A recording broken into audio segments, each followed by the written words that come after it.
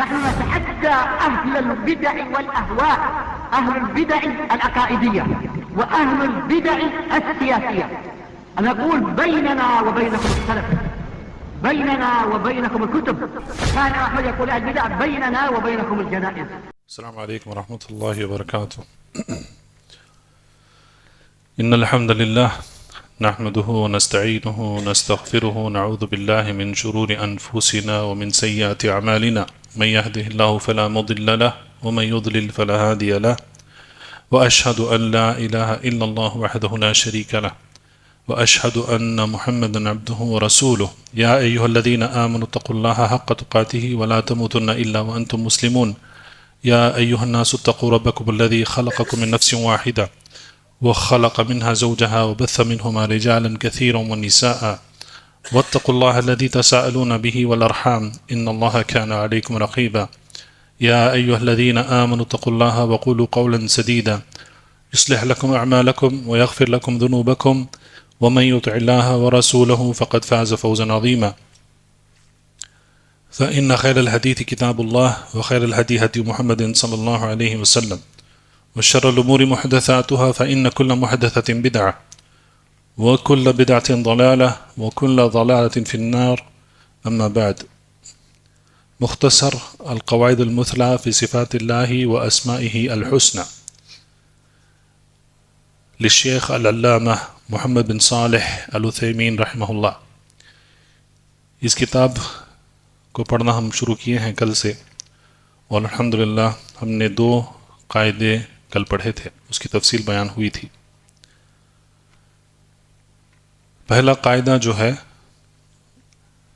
اس کا ترجمہ یہ ہے کہ اسماء اللہ تعالی کلها حسنى. یہ پہلا قاعدہ ہے کہ اللہ سبحانہ وتعالیٰ کے جو نام ہیں یہ سارے کے نام سارے کے سارے نام یہ حسنى یعنی کہ سب سے بہترین اور سب سے خوبصورت نام ہیں. دوسرا قاعدہ یہ تھا اسماء اللہ تعالی اعلام و اوصاف.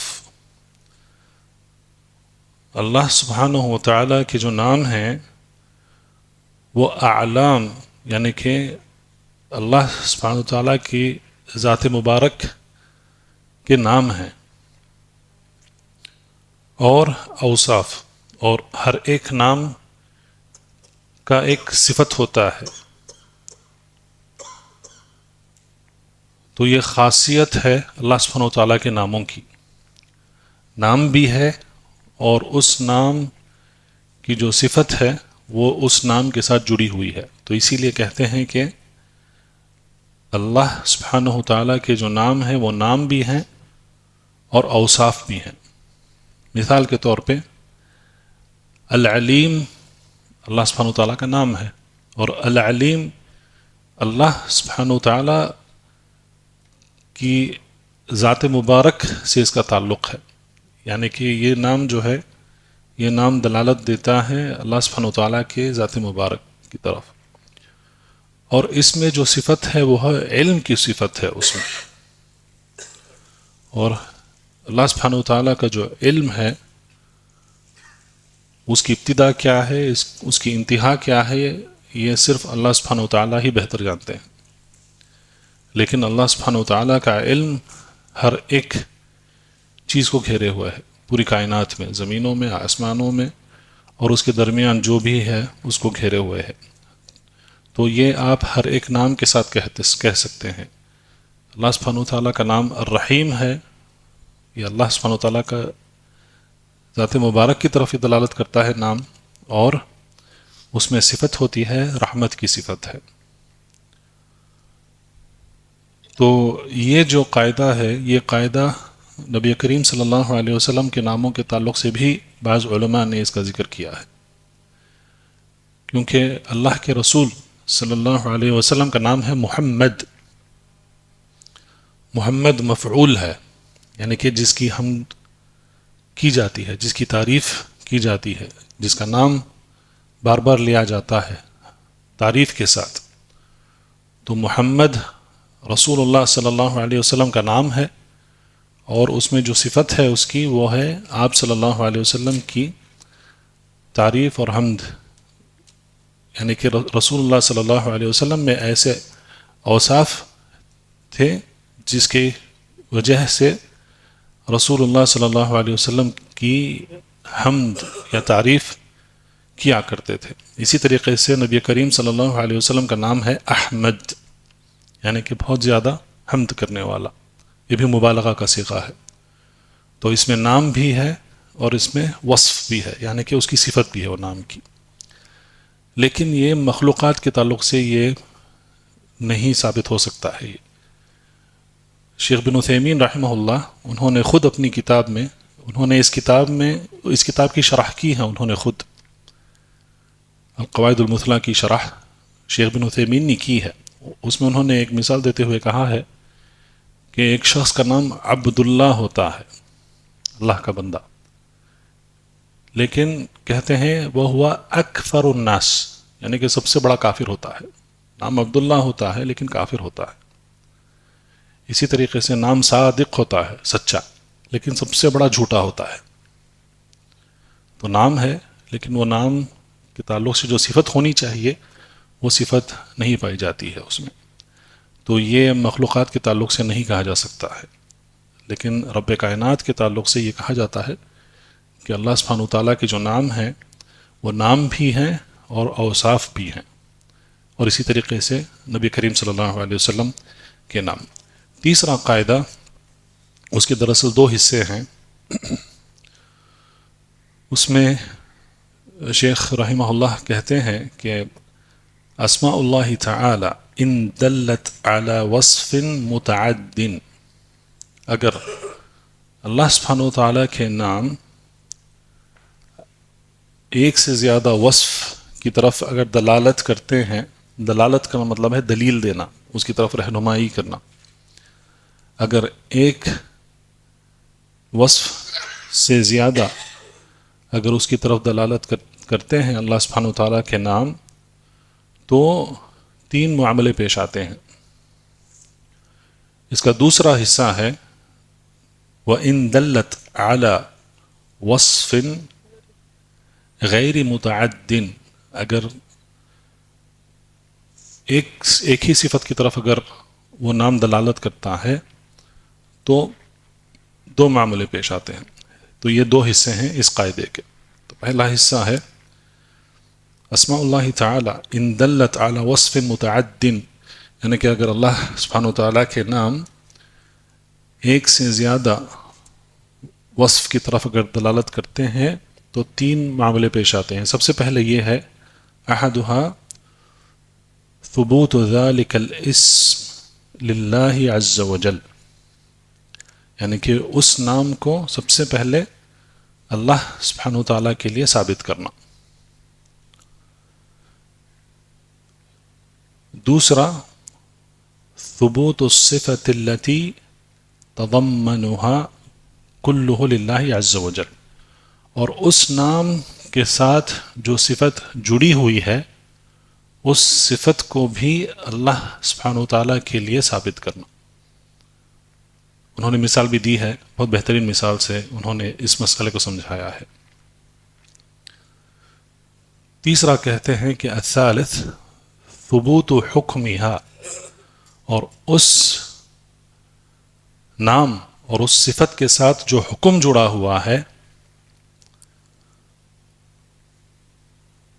وہ مقتضاها، اور اس نام اور صفت کا مقتضا، یعنی کہ اگر وہ نام ہم اللہ سبحانہ وتعالیٰ کے لیے ثابت کرتے ہیں اور وہ صفت اگر ہم اللہ سبحانہ وتعالیٰ کے لیے ثابت کرتے ہیں تو اس اثبات کے ضمن میں کیا لازم آتا ہے، تو کس طریقے سے اس پر عمل کیا جاتا ہے. بعض اہل العلم کہتے ہیں اس کو اثر کہتے ہیں اس کو، یعنی کہ اس نام اور اس صفت کا اثر کیا ہوتا ہے. تو ان تین نقطوں کو سمجھانے کے لیے شیخ کہتے ہیں رحمہ اللہ وَلِهَذَا استدل اہل العلم على سقوط الحد عن قطاع الطریق، اس لیے اہل العلم نے اس سے استدلال کیا ہے، کس حکم پر استدلال کیا ہے؟ سقوط الحد، حد آپ جانتے ہیں جو سزا دی جاتی ہے، جو بڑے بڑے جو گناہ ہیں جن کے لیے سزا شریعت نے دنیا میں مقرر کی ہے، اس کو حد کہتے ہیں۔ چوری کرنے والے کے ہاتھ کاٹ دیے جاتے ہیں، زنا کرنے والے کو پتھر سے مار کر رجم کیا جاتا ہے، تو ان کو حد کہتے ہیں، آپ جانتے ہیں۔ لیکن قطاع الطریق کون ہے؟ قطاع کا مطلب ہے کاٹنا، کاٹنے والا، طریق راستہ۔ تو یہ ڈاکو لٹیرے جو مسافر کے جو راستے ہوتے ہیں تو وہاں پر ان کا راستہ کاٹتے ہیں اور ان کو لوٹ لیتے ہیں، تو ان کو قطاع الطریق کہتے ہیں۔ تو ان کی سزا جو ہے اسلام میں کیا ہے؟ ان کو سزائے موت ہے۔ اگر ان کو حاکم نے پکڑ لیا تو لا کر ان کے گردن اڑا دی جاتی تھی۔ لیکن یہاں پر انہوں نے اس آیت، یعنی کہ اہل العلم نے اس آیت سے استدلال کرتے ہوئے یہ کہا ہے کہ اگر ایسے راستے کاٹ کر لوگوں کو لوٹنے والے ڈاکو لٹیرے اگر انہوں نے توبہ کر لیا تو ان کی سزا معاف کی جاتی ہے، ان کو معاف کر دیا جاتا ہے، ان پر حد قائم نہیں کیا جاتا ہے۔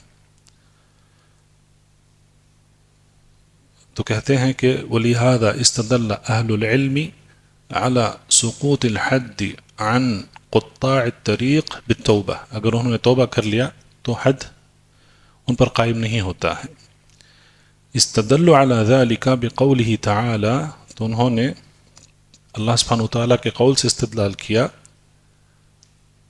إِلَّا الَّذِينَ تَابُوا من قبل أن تقدروا عليهم فاعلموا أن الله غفور رحيم، اور جنہوں نے توبہ کر لیا اس سے پہلے کہ تم نے ان کو پکڑ لیا، یعنی کہ وہ ابھی وہ کام کیا کرتے تھے، راستوں کو کاٹ کر مسافروں کو لوٹا کرتے تھے، لیکن اگر انہوں نے توبہ کر لیا، تم ان کو پکڑنے سے پہلے انہوں نے توبہ کر لیا، فَاعْلَمُوا أَنَّ اللَّهَ غَفُورٌ رَحِيمٌ، تو جان لو کہ اللہ سبحانہ وتعالی غفور اور رحیم ہے۔ تو یہاں پر آپ ان دو نام کو دیکھیں، غفور اور رحیم۔ تو الغفور اللہ سبحانہ وتعالی کا نام ہے، تو یہ پہلا ہے ثبوت ذلك الاسم للہ عز وجل، تو ہم نے الغفور یہ نام کو اللہ سبحانہ وتعالی کے لیے ثابت کیا، اللہ کا نام ہے الغفور۔ اسی طریقے سے الرحیم ہے، اللہ سبحانہ وتعالی کا نام ہے، اس کی بھی اس بات ہو گئی۔ اسی لیے رکھتے ہیں عبد الغفور، عبد الرحیم، عبد اور اللہ کا نام جو لگتا ہے اس کو کہتے ہیں اسماء تعبدیہ، اس میں تعبد ہے، اس میں اللہ تعالیٰ کی عبادت کا معنی رکھا جاتا ہے اس میں۔ عبد الحلیم، عبد اللہ، عبد الرحمن، عبد الغفور، عبد الشکور، یہ سب جو نام ہیں ان کو کہتے ہیں اسماء تعبدیہ کہتے ہیں ان کو۔ تو سب سے پہلے تو یہ نام جو ہیں الغفور الرحیم، یہ دونوں نام اللہ تعالیٰ کے لیے ثابت کیے گئے۔ دوسرا اس میں صفت کیا ہے؟ اس میں مغفرت کی صفت ہے، الغفور، اللہ سبحانہ وتعالیٰ مغفرت کر دیتے ہیں، گناہوں کی مغفرت کر دیتے ہیں اللہ سبحانہ وتعالیٰ، اگر کوئی اللہ تعالیٰ سے توبہ کرتا ہے، استغفار کرتا ہے تو۔ الرحیم اس میں رحمت کی صفت ہے، اللہ سبحانہ وتعالیٰ رحیم ہے۔ تو ان دو ناموں کے متعلق جو صفت ہیں اس کو بھی ہم نے اللہ سبحانہ وتعالیٰ کے لیے ثابت کیا۔ تیسرا اس میں حکم کیا ہے؟ اس میں حکم وہی ہے کہ اگر مسافروں کے راستے کاٹنے والے اور ان کو لوٹنے والے ڈاکو اگر انہوں نے توبہ کر لیا تو ان کے لیے مغفرت ہے، اور ان کے لیے دنیا میں ان کے لیے معافی ہے، ان کو چھوڑ دیا جاتا ہے، ان کی توبہ قبول کر لی جاتی ہے، ان کی توبہ قبول کر کے ان کو چھوڑ دیا جاتا ہے۔ تو یہ حکم نکلتا ہے اس آیت سے۔ تو سبحان اللہ، آپ دیکھیں اگر کوئی ایک بار اس آیت کو پڑھے گا تو یہ حکم سمجھنا مشکل ہو جاتا ہے اس کے لیے، لیکن اگر یہ قاعدہ ہمیں یاد ہے کہ اللہ سبحانہ وتعالیٰ کے نام اگر ایک سے زیادہ وصف اس میں پائے جاتے ہیں کوئی ایک نام میں، تو اس میں یہ تین معاملے جو ہیں ان کے ساتھ پیش آتے ہیں. اسی لیے مؤلف رحمہ اللہ کہتے ہیں کہ لِأَنَّ مُقْتَضَى هَذَيْنِ الْاسْمَيْنِ، تو یہ دو نام جو ہیں اگر ہم ان کو اللہ تعالیٰ کے لیے ان کو ثابت کیے، اثبات کیا ان ناموں کا، تو ان دو ناموں کے ضمن میں کیا لازم آتا ہے کہ ان یکون اللہ تعالی قد غفر لهم، کہ اللہ سبحانہ وتعالیٰ نے ان کی مغفرت کر دی ہے، ڈاکوؤں کی، لٹیروں کی. قد غفر لهم ذنوبهم ورحمهم، اور ان پر اللہ تعالیٰ نے رحم کیا. بإسقاط الحد عنهم، کیونکہ ان پر حد قائم نہیں کیا گیا، تو یہ اللہ تعالیٰ کی رحمت ہے ان پر. تو نام ہے، صفت ہے، اور صفت سے ایسے احکام بھی لیے جاتے ہیں. اس کے بعد مؤلف رحمہ اللہ کہتے ہیں کہ وَإِن دَلَّتْ عَلَى وَصْفٍ غَيْرِ مُتَعَدٍ، اگر ایک نام ہے لیکن اس میں ایک ہی صفت پائی جاتی ہے، ایک سے زیادہ صفت نہیں پائی گئی ہے اس میں، تو تضمنت امرین، تو دو معاملے پیش آتے ہیں. ایک ہے احدہما ثبوت ذلك الاسم للہ عز وجل، تو سب سے پہلے اسی طریقے سے کہ اس نام کو اللہ سبحانہ وتعالیٰ کے لیے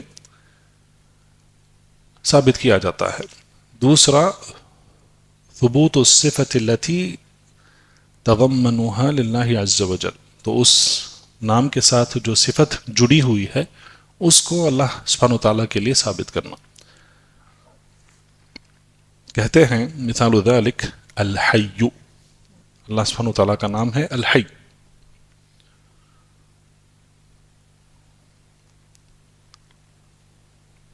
اسما للہ عز وجل،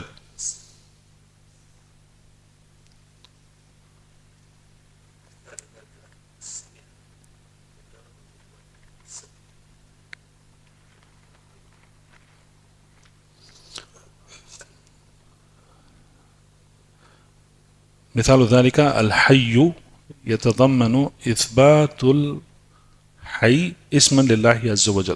تو الحی جو ہے سب سے پہلے ہم نے ہے صحیح، لیکن اس کے بعد بھی آتی دوسری مثال دی گئی انہوں نے. تو الحی یہ اللہ سبحانہ وتعالیٰ کا نام ہے، تو ہم نے اس نام کو اللہ تعالیٰ کے لیے ثابت کر لیا. وَإِثْبَاتُ الْحَيَاةِ صِفَةً لَهُ، تو الحی میں جو صفت ہے وہ کیا ہے؟ حیات کی صفت ہے، تو اس کو بھی ہم نے اللہ سبحانہ وتعالیٰ کے لیے ثابت کر لیا. تو الحی میں اب دیکھیں تو صفت ایک ہی ہے، حیات کی صفت ہے، لیکن مغفرت میں، الغفور، الرحیم میں دوسرے بھی صفات اس میں اس کے ساتھ جڑے ہوئے ہیں، تو اسی لیے ان کا حکم الگ ہے. اور اس طریقے کے جو نام ہیں الحی، السمیع، البصیر، اس میں ایک ہی صفت ہے. سمیع سننے کی صفت ہے، البصیر دیکھنے کی صفت ہے. تو صرف نام کو اللہ تعالیٰ کے لیے ثابت کریں گے، اور اس کی صفت کو، اس نام کے ساتھ جو صفت جڑی ہوئی ہے اس کو بھی ہم اللہ تعالیٰ کے لیے ثابت کریں گے. تو الحی اللہ تعالیٰ کا نام ہے اور اللہ تعالیٰ کی صفت ہے الحیات. شیخ بن عثیمین رحمہ اللہ انہوں نے اس کی شرح میں انہوں نے اس کی مزید تفصیل بیان کی ہے. کہتے ہیں کہ الحی اور الحیی، وہاں پر دو یا آتے ہیں. یہاں پر الحی میں ایک ہی یا ہے مشددہ، لیکن ایک اور یہ ہے نام ہے الحیی، لیکن الحی جو ہے اس کا تعلق حیات سے ہے. اور الحیی وہاں پر تین یا ہو گئے، ایک یا ہے، پھر دوسرا یا مشددہ ہے، وہ حیا سے ہے، شرم، حیا. تو وہ بھی صفت ہے اللہ سبحانہ وتعالیٰ کی. تو یہ تیسرا قاعدہ ہے جس کے دو حصے ہیں. چوتھا قاعدہ ہے القاعدہ الرابعہ. مؤلف رحمہ اللہ کہتے ہیں کہ دلالت اسماء اللہ تعالی علی ذاتہ وصفاتہ تکون بالمطابقہ وبالتضمن وبالالتزام. یہ قاعدہ جو ہے تھوڑا مشکل ہے، اس کو سمجھنا ضروری ہے. اس کو اللہ سبحانہ وتعالیٰ کے جو نام ہیں، اگر یہ نام دلالت کرتے ہیں اللہ سبحانہ وتعالیٰ کے ذات مبارک کی طرف، علی ذاتہ و صفاتہ، اور اللہ تعالیٰ کے صفات کی طرف، تو یہاں پر تین معاملے پیش آتے ہیں. یہاں پر کہتے ہیں تکون بالمطابقہ وبالتضمن وبالالتزام. یہ تین الفاظ جو ہیں ان کو سمجھنا ضروری ہے. مطابقہ کیا ہے، تضمن کیا ہے، اور التزام کیا ہے. اور یہ جو قاعدہ ہے، یہ قاعدہ سب سے پہلے بہت ضروری ہے اللہ سبحانہ وتعالیٰ کے اسماء و صفات اور صفات کے تعلق سے علم حاصل کرنے کے لیے.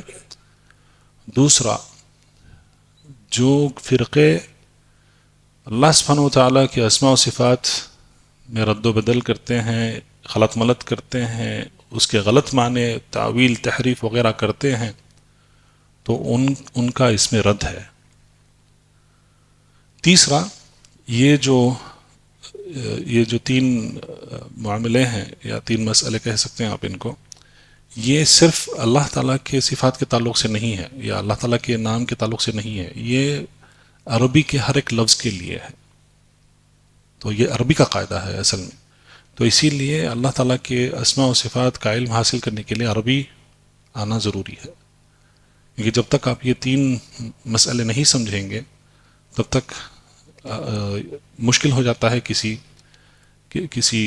یہاں تک کہ عربی لفظ کو سمجھنے کے لیے بھی مشکل ہو جاتی ہے. کیونکہ ایسے الفاظ آتے ہیں کبھی قرآن میں بھی ایسے الفاظ آتے ہیں یا اس طریقے سے اس کو بیان کیا جاتا ہے، احادیث میں بھی آتے ہیں، تو اسے علماء جو ہیں احکام نکالتے ہیں، اس سے اصول نکالتے ہیں، قواعد نکالتے ہیں. تو مطابقہ کیا ہے؟ عربی میں موٹے موٹے الفاظ میں سمجھانے کی کوشش کروں گا. مطابقہ یعنی کہ اس کو کہتے ہیں کہ عربی زبان کا جو قاعدہ ہے وہ یہ ہے کہ اگر کوئی کلمہ رکھا گیا ہے، اب ہم جانتے ہیں کہ عربی میں کلام جو ہے وہ تین قسم کا کہتے ہیں، کلام جو ہے تین قسم کا ہے کہتے ہیں عربی میں. سب سے پہلے ہے اسم جو نام ہے، دوسرا ہے فعل جو کام ہے، اور تیسرا ہے حرف. تو یہ تین اس کو کہتے ہیں انواع الکلام. یا تو اسم ہے، یا تو فعل ہے، یا تو حرف ہے. تو ہر ایک کلمہ جو ہے، ہر ایک کلمے کا ایک خاص معنی ہوتا ہے. عربی میں اس کو کہتے ہیں، عربی میں ہی کہتے ہیں کلمات مترادفہ کہتے ہیں اس کو، یعنی کہ انگلش میں کہتے ہیں اس کو سینونیمز. عربی میں سینونیمز نہیں ہیں، یہ عربی کی خاصیت ہے. آپ کوئی بھی دوسری زبان اٹھا لیں، کوئی ایک چیز کے لیے ایک لفظ ہوتا ہے، پھر اس کا سینونیم ہوتا ہے، اس کو کلمہ مترادفہ کہتے ہیں اس کو عربی میں. عربی میں نہیں ہے. عربی میں ہر ایک کلمہ جو ہے اس کا ایک معنی ہوتا ہے. اگر کلمہ یا دو تین کلمے اس میں معنی ملتا جلتا ہوتا ہے، لیکن اس میں کچھ مزید اور معلومات ہوتی ہیں اس میں. اب مثال کے طور پہ دیکھیں آپ، خوف ہے، خوف الگ ہے. حزن ہے، حزن الگ ہے. اچھا ٹھیک ہے، میں تین الفاظ کا میں آپ کو مثال دیتا ہوں. حزن ہے، غم ہے، اور ہم ہے. ہم، یہ تین کیا ہیں؟ تین کلمات الگ الگ ہیں. اگر آپ اس کا ترجمہ کریں گے، اگر اردو میں کریں گے کہ تو تینوں کے لیے غم ہی استعمال کریں گے آپ، جبکہ غم جو ہے وہ عربی لفظ ہے وہ. اگر آپ اس کو انگلش میں ترجمہ کریں گے تو کیا کر سکتے ہیں؟ سیڈنس، ایسے ہی اس کو ترجمہ کرنا پڑے گا. لیکن حزن، غم اور ہم ملتے جلتے ہیں، اس کا جو معنی ہے ملتا جلتا معنی ہے، لیکن اس میں ایک اور اعتبار سے اس میں فرق، تینوں کلمات میں فرق ہوتا ہے. آپ ترتیب دیکھیں، سب سے پہلے اگر آپ الف سے لے کر یا تک آپ دیکھیں گے تو سب سے پہلے کیا ہے؟ ہا ہے. ترتیب کے اعتبار سے ہا ہے. ہا کے بعد غین آتا ہے، غین کے بعد ہا آتا ہے. ٹھیک ہے؟ تو ہا سے حزن ہے، غین سے غم ہے، اور ہا سے ہم ہے. اب حزن کیا ہے؟ حزن غم ہے. اردو میں اگر ہم اس کا معنی لیں تو وہ غم ہے، لیکن کس کے تعلق سے غم ہے؟ گزرے ہوئے زمانے میں جو ہوا اس کے تعلق سے جو غم ہوتا ہے اس کو حزن کہتے ہیں عربی میں. ٹھیک ہے؟ چلا گیا ہے، زمانہ چلا گیا ہے، زمانہ ماضی میں چلا گیا ہے، اس کے تعلق سے جو غم ہوتا ہے اس کو حزن کہتے ہیں. غم جو ہے وہ اب حال میں، حال کے لیے ہے غم.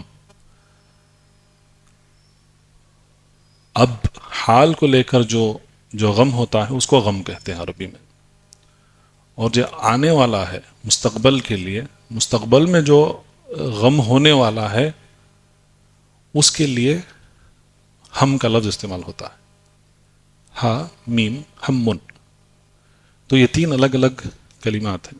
اگر آپ اس کو ترجمہ کریں گے، جیسے میں نے بتایا ترجمہ کریں گے تو اس کا ترجمہ ایک ہی بنتا ہے، لیکن عربی میں ایسا نہیں ہے.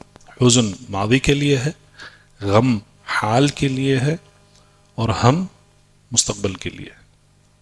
تو یہ خاصیت ہے عربی کی. تو یہ مترادفات نہیں ہے، یعنی کہ سینونیمز نہیں ہے. تو کئی الفاظ، تقریباً سارے کلمات جو ہیں ان کے مترادفات نہیں ہیں عربی میں. اب آپ کوئی کہہ سکتا ہے کہ آپ کہتے ہیں کہ عربی میں شیر کے 200 نام ہیں، اسد ہے، عباس ہے، حمزہ ہے، اسامہ ہے، لیث ہے، غضنفر ہے. غضنفر نام رکھتے ہیں یہاں پر، غضنفر نام ہے، یہ شیر کا نام ہے. ویسے 200 نام ہیں شیر کے. تو کیا یہ مترادفات نہیں ہیں؟ کیا یہ سینونیمز نہیں ہیں؟ نہیں.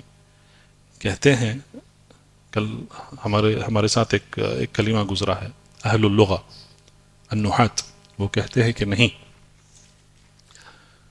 شیر کا جو نام ہے وہ اسد ہے. اس کا نام اسد، جو ذکر ہے شیر میں سے اس کو اسد کہتے ہیں، اور فیمیل جو ہے اس کو لبوا کہتے ہیں، اور شیر کے بچے کو شبل کہتے ہیں، شبل. تو یہ تین الگ الگ نام ہیں. لیکن کیوں شیر کے اتنے سارے نام ہیں، 200 نام ہیں؟ سب سے پہلے عرب جو ہیں اگر کسی چیز کو پسند کرتے ہیں اور اگر وہ کسی چیز کی تعظیم کرتے ہیں تو اس کے نام زیادہ دے دیتے ہیں اس کو. اونٹ کے کئی نام ہیں، انسان کے کئی نام ہیں، اس طریقے سے.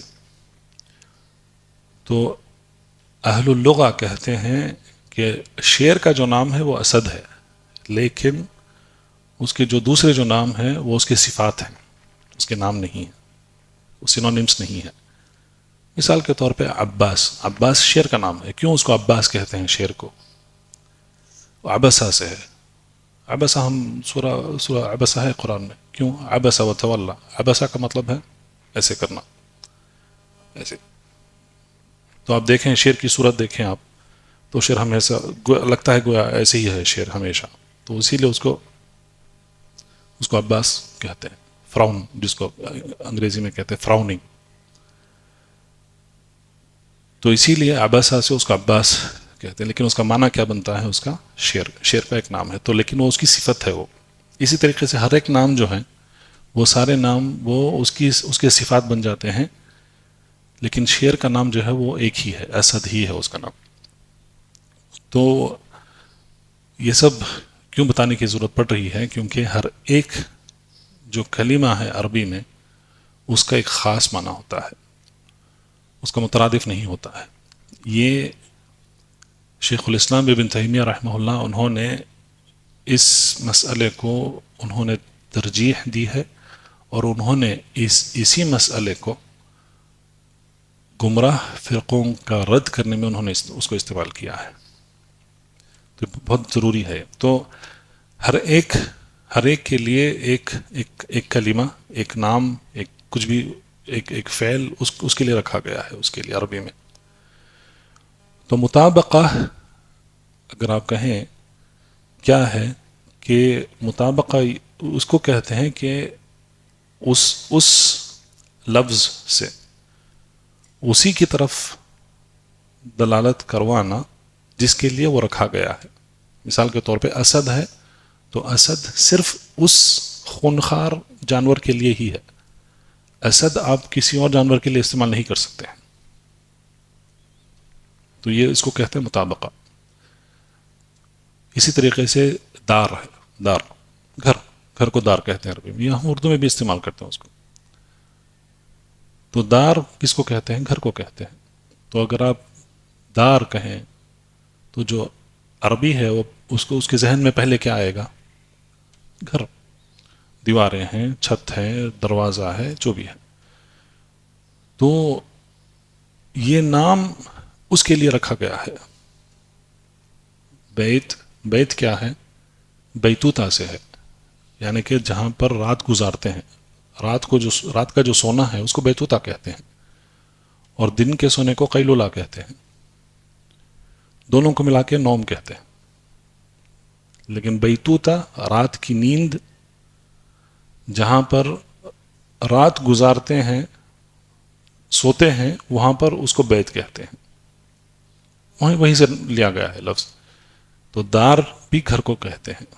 دیار جمع ہوتا ہے اس کا. تو ایک قریے کو بھی دیار کہتے ہیں کیونکہ وہاں پر بہت سارے دار جمع ہوئے ہیں. تو اگر آپ سمجھیں آپ سب عربی ہیں، آپ عربی جانتے ہیں، آپ عربی سے اچھی طرح سے واقف ہیں. اگر میں کہوں گا آپ سے ھذا الدار، یہ دار ہے، تو آپ کے ذہن میں پہلے کیا آئے گا؟ وہی آئے گا، گھر آئے گا. میں کہوں اسد تو پہلے وہ جو خونخوار جانور ہے وہی آپ کے ذہن میں پہلے آئے گا، کیونکہ یہ لفظ جو ہے یہ اس کے لیے ہی رکھا گیا ہے. تو اسی کو کہتے ہیں مطابقہ. ٹھیک ہے. اگر اور اس میں جو ہے اس کے اجزاء ہوتے ہیں. اب مثال کے طور پہ دار ہے تو دار کیا، اس کے اجزاء کیا کیا ہوتے ہیں؟ اس کے چھت ہوتا ہے، اس کی دیواریں ہوتی ہیں، اس کے دروازے، کھڑکیاں، یہ سب ہوتی ہیں اس کے. تو اس کے اجزاء ہیں، لیکن کل ملا کر یہ ایک لفظ کے لیے یہ سب اس میں شامل ہے. تو اس کو کہتے ہیں دلالت المطابقہ. دوسرا ہے دلالت التضمن. تضمن کیا ہے کہ اس کے ضمن میں کیا کیا آتا ہے، اس نام کے ضمن میں کیا کیا، اس کے کیا کیا اجزاء آ سکتے ہیں. اگر یہ جو لہجہ ہے یہ اردو میں بھی ہم استعمال کرتے ہیں. مثال کہتے ہیں چار دیواری کے اندر. تو اس کا مطلب کیا ہے؟ اب چار دیواری کے اندر کا مطلب یہ نہیں ہے کہ صرف چار دیوار ہیں، اس پر چھت نہیں ہے. لیکن ہم یہ طریقہ استعمال کرتے ہیں بات سمجھانے کے لیے. تو اس کا مطلب ہے گھر ہی ہے وہ نا. اگر کوئی بے گھر ہے اس کو کہیں گے اس کے سر پہ چھت نہیں ہے، اس کا مطلب کیا؟ اس کا کوئی گھر نہیں ہے. تو لیکن یہاں اب دیکھیں چھت، میرے خیال سے وہ لفظ بھی سطح سے لیا گیا ہے، عربی سے ہی لیا گیا ہے. تو اگر اس کے سر پہ چھت نہیں ہے تو یعنی کہ وہ بے گھر ہے. تو عربی میں بھی ایسا ہی ہوتا ہے. دیکھیں اردو عربی سے ہی لی گئی ہے. اردو میں بہت سارے کلمات ہیں، تو اسی لیے بعض طریقے جو ہیں کلام کے ملتے جلتے ہیں عربی سے اردو کے. تو بہرحال عربی میں بھی ایسا ہوتا ہے. بعض اوقات کہتے ہیں کہ چار دیواری، اس کا مطلب کیا ہے؟ گھر ہے. تو اگر آپ چار دیواری کہیں گے یا چھت کہیں گے تو اس سے مراد کیا ہے؟ گھر ہے. تو یہ ہم نے گھر کا ایک حصہ، ایک جز جو ہے چھت یا چار دیوار، اس سے ہم نے تعبیر کی ہے، لیکن اس سے مراد کیا ہے؟ گھر. تو اس کو کہتے ہیں بالتضمن. مطابقہ جس کے لیے رکھا گیا ہے وہ ہے گھر ہے، لیکن گھر کے اجزاء ہیں. تو کبھی کبھار گھر کے اجزاء کی طرف اشارہ کیا جاتا ہے لیکن اس سے مراد گھر ہوتا ہے. تو اس کو کہتے ہیں تضمن، اس کے ضمن میں. تو تضمن میں بھی حروف اصلیہ کون سے ہیں؟ ضاد ہے، میم ہے، نون ہے. ضمن میں بھی وہی ہے، ضاد ہے، میم ہے، نون ہے. ہم اس کو ضمن کہتے ہیں اردو میں، کیونکہ ہم اردو میں ضاد کو ضا کہتے ہیں. تو اس کو کہتے ہیں بالتضمن. تیسرا ہے بالالتزام، یعنی کہ لازم کیا آتا ہے؟ مثال کے طور پہ یہی گھر کی مثال لیں گے ہم. اگر گھر ہے تو لازم ہے کہ گھر بننے والا ہے. ایسا نہیں ہے کہ گھر بیٹھے بیٹھے ایسی بن گیا، گھر ایسی وجود میں آ گیا. نہیں، ایسا نہیں ہو سکتا ہے. یہاں پہ جادو کرنے والے نہیں ہیں کہ بیٹھے بیٹھے حکم دیں گے تو اور پھر گھر ایک دم عدم سے ایک دم گھر آ جائے گا اس جگہ پر. نہیں، لازم آتا ہے کہ گھر بنانے والا کوئی ہے، کسی نے اس کو بنایا ہے، تو یہ لازم ہے. تو یہ جو معنی ہے یہ اس کے دائرے کے اندر نہیں ہے. گھر، دار، بیت یا اس کے اجزاء، ان کے ضمن میں یہ معنی نہیں ہے. وہاں پر لفظ نہیں ہے ہی نہیں وہاں پر. یہ اس کے باہر ہے، خارج میں ہے اس کے. لیکن لازم کیا آتا ہے کہ اگر یہ ہے تو یہ ہے. اگر گھر ہم دیکھ رہے ہیں، گھر سامنے، آنکھوں کے سامنے گھر ہے، تو لازمی بات یہ بنتی ہے کہ یہ گھر کو کوئی بنانے والا تھا، اسی نے اس گھر کو بنایا ہے. تو اس کو کہتے ہیں بالالتزام. اگر آپ نے اس مثال کو سمجھ لیا تو یہی اللہ کے اسماء و صفات کے تعلق سے بھی ہوتی ہے بات. مثال کے طور پہ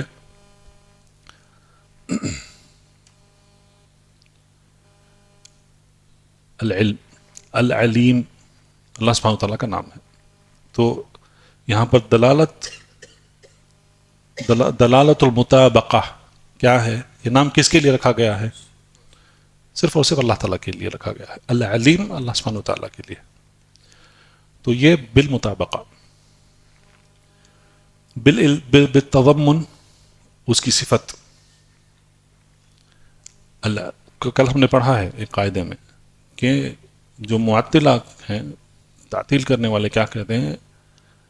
علیم بلا علم، سمیع بلا سمع، بصیر بلا بصر.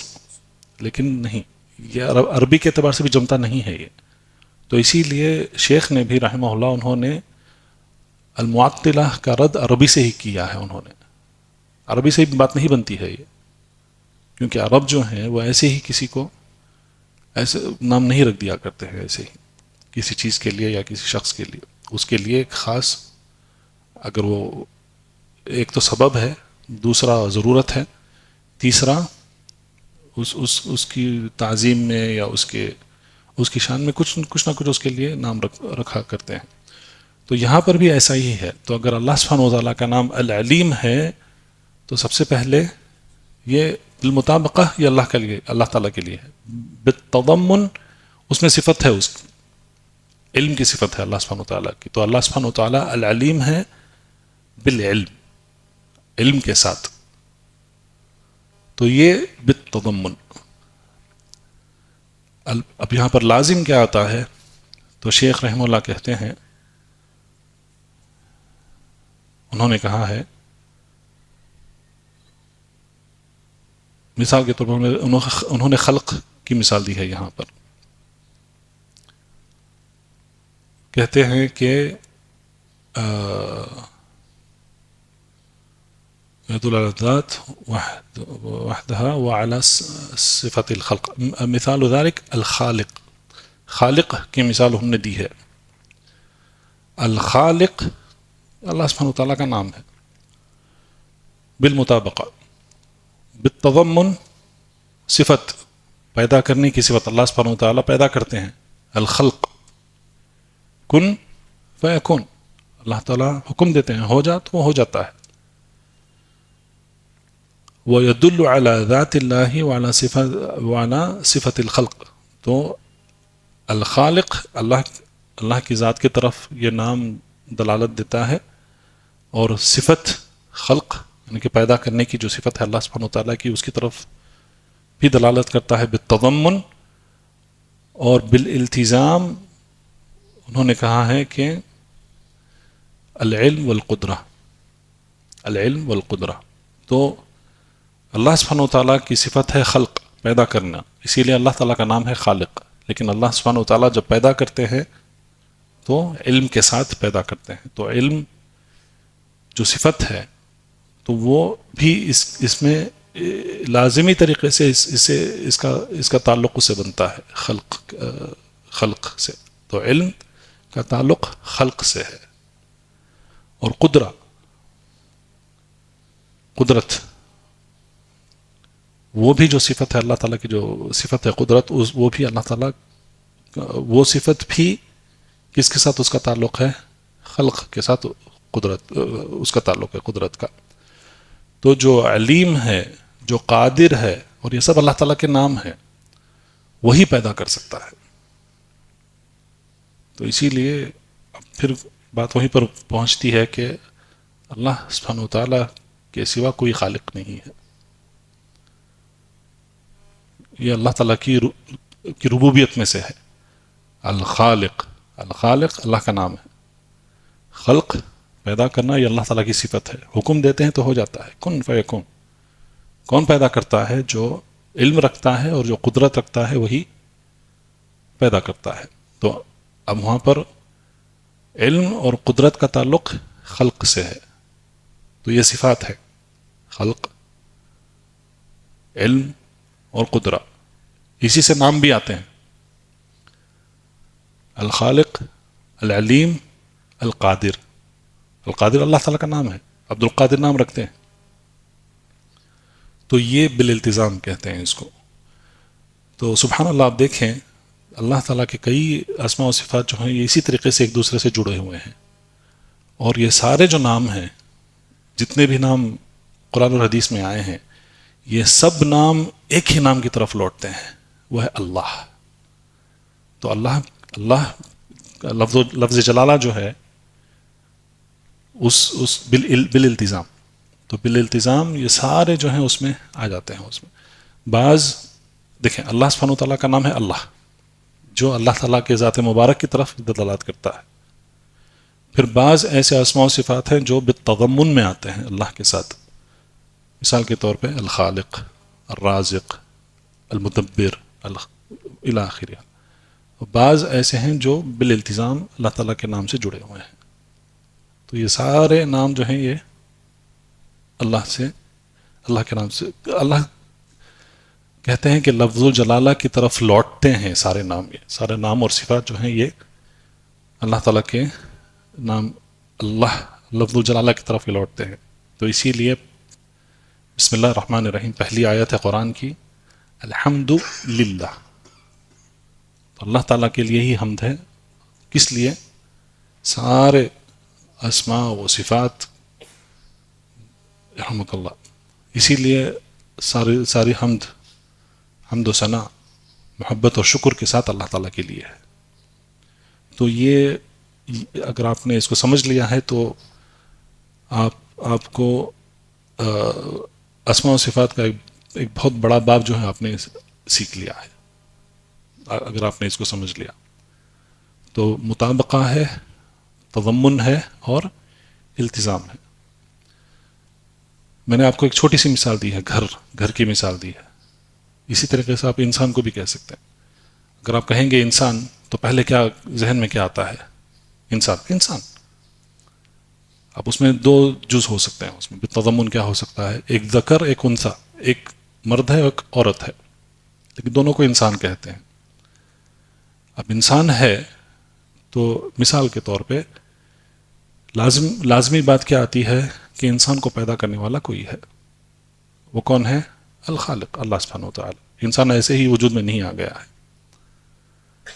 تو یہ جو تین جو مسائل ہیں، یہ مطابقہ اور تضمن اور التزام، یہ اسی لیے بہت ضروری ہے. اسی لیے گمراہ فرقوں کا رد کرنے کے لیے کئی بار اہل العلم اسی کا استعمال کرتے ہیں، ان تین مسائل کا استعمال کرتے ہیں.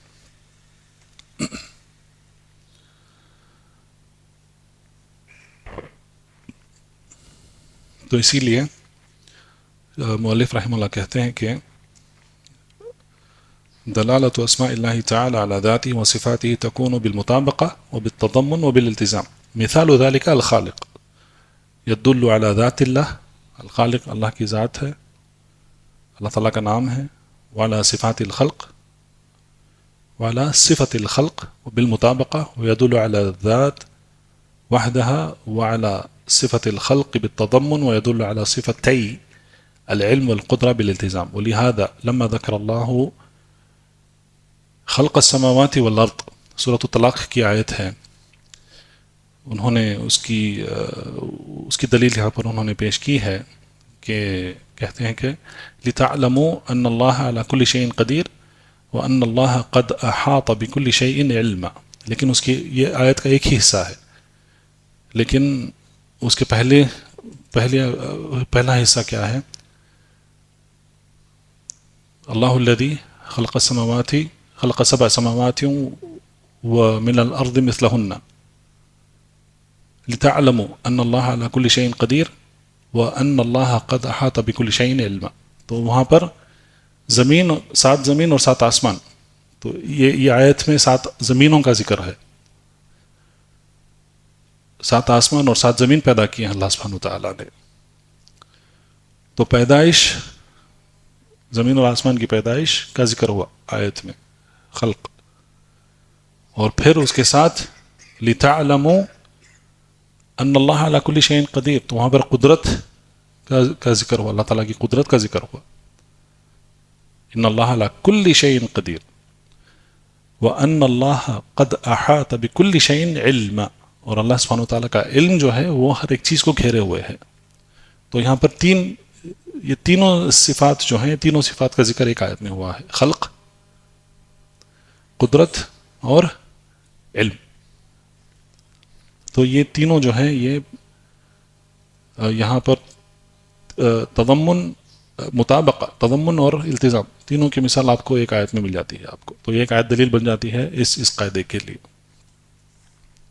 واضح؟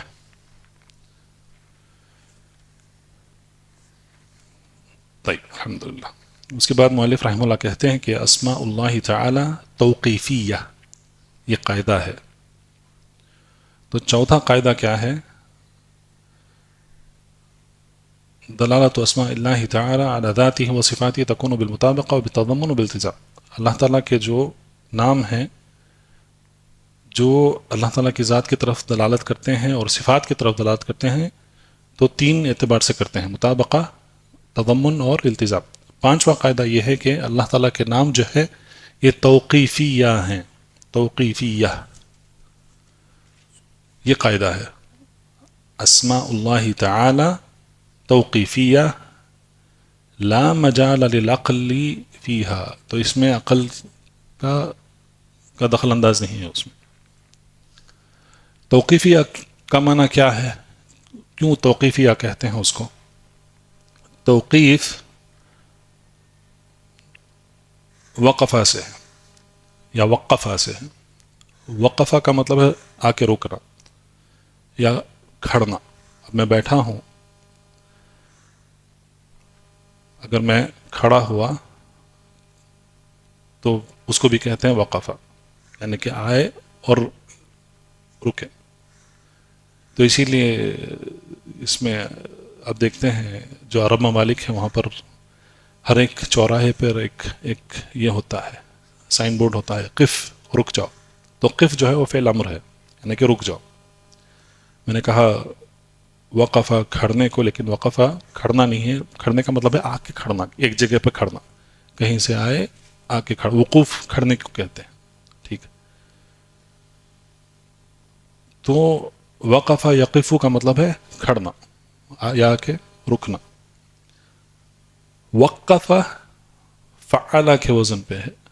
وقفہ جو ہے وہ ثلاثی مجرد ہے، لیکن وقفہ جو ہے مطلب اس کو روکنا وہاں پر، اسی لیے اس کو وقفہ کہتے ہیں. تو وقفہ کا جو مصدر ہے وہ ہے توقیف، رکانا. تو وہیں سے لفظ لیا گیا ہے. توقیف کا مطلب ہے کہ اس کو وہاں پر روک دیا گیا ہے، وہاں پر اس کو وہاں سے آگے بڑھنے نہیں دیا جا رہا ہے. توقیف، روک دیا گیا ہے. وقفہ وہ رکا ہے، وہ خود آ کے رکا ہے یا وہ خود کھڑا ہوا ہے وہاں پر. لیکن توقیف کا مطلب ہے اس کو روک دینا وہاں پر. تو وہاں سے یہ معنی لیا گیا. کیوں اس کو توقیفیہ کہتے ہیں؟ کیونکہ اللہ سبحانہ و تعالیٰ کے اسماء و صفات جو ہیں وہ صرف اور صرف قرآن اور حدیث سے ہی لیے جاتے ہیں. جو نام قرآن اور حدیث میں آئے ہیں صرف وہی نام اللہ تعالیٰ کے لیے ہیں. اللہ تعالیٰ نے اس کا حکم دیا ہے قرآن میں، وَلِلَّهِ الْأَسْمَاءُ الْحُسْنَى فَادْعُوهُ بِهَا. تو یہ حکم ہے فَادْعُوهُ، تو تم دعا کرو، اللہ تعالیٰ پکارو، دعا کرو، عبادت کرو اللہ تعالیٰ کی صرف انہی کے ساتھ. تو یہاں پر اجازت نہیں دی گئی ہے شریعت میں کہ اللہ سبحانہ و تعالیٰ کو کوئی اور نام سے پکارے. اسی لیے انگریزی میں گاڈ، اردو میں خدا، کوئی بھی، یا بیچارہ وہ جو ایک دائی ہے جو کہتا ہے کہ اللہ کے لیے ایشور، نعوذ باللہ، ایسے نام بھی لیے جا سکتے ہیں. نعوذ باللہ. کاش وہ بیٹھ کر علماء کے پاس کچھ علم حاصل کرتا. اگر اس کو یہ قاعدہ معلوم ہوتا تو ایسے گھنونی بات نہیں کرتا. وہ مشرکین کے آلیہ ہیں، مشرکین کے آلیہ ہیں.